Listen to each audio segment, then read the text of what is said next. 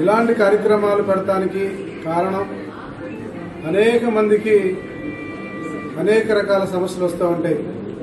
మరి ముఖ్యంగా యాక్సిడెంట్ టైమ్స్లో విపరీతంగా బ్లడ్ పోతుంది. దానివల్ల అక్కడ ఆ యొక్క పేషెంట్ని కాపాడాలంటే ముందు ప్రధానంగా రక్తం చాలా అవసరం. కాబట్టి ప్రపంచం మొత్తం మీద కూడా అనేక మంది మేధావులు ఆలోచించిన తర్వాత ఒక బ్లడ్ డొనేషన్ డే అనేటువంటి దాన్ని పెడితే బాగుంటుందని ఎందుకు పెట్టారు అంటే కేవలం నామకే వాస్తే కాదు, దీన్ని ఒక ఇన్స్పిరేషన్ గా తీసుకొని ప్రజలందరూ ముందుకు వచ్చేసి రక్తదానాన్ని ఇవ్వాల్సినటువంటి అవసరం ఉంది. అలాగే చాలా మంది ఇంకా ఒక అడుగు ముందుకేసి యాక్సిడెంట్ అయినా కూడా ఏదైనా జరిగిన రోజున వాళ్ళ అవయవ దానాలు కూడా ఇస్తున్నారు. అంటే రక్తం ఇచ్చినంత మాత్రాన ఇందులో ఇబ్బంది జరిగేది ఏముండదు. మళ్ళీ 1 month 2 months తర్వాత మన సేమ్ యాస్టేజ్ గా వస్తూ ఉంటుంది.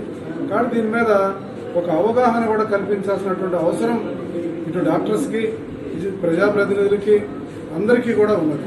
తెలియజేయాలి దీని యొక్క అవసరం ఏంటి అనేది మనం చూస్తే, దీని అవసరం నిజంగా ఒకరోజు ఆ డాక్టర్స్ ఎవరికైనా యాక్సిడెంట్ అయినప్పుడు వాళ్ళు పడేటువంటి తపన, వాళ్ళని కాపాడడం కోసం పడుతున్నటువంటి బాధ ఏదైతే ఉందో ఆ టైంలో చూస్తే దాని అవసరం యొక్క తెలుస్తుంది.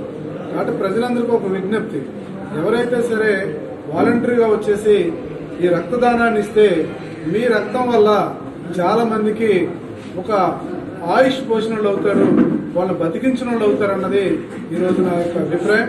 సో అందరూ కూడా దీన్ని పెద్ద ఎత్తున ప్రజల్లోకి తీసుకెళ్లి ప్రచారం చేయించాల్సినటువంటి అవసరం ప్రతి ఒక్క పౌరుడి మీద, బాధ్యత గల ప్రతి ఒక్క వ్యక్తి మీద ఉందనేది నేను తెలియజేసుకుంటున్నాను.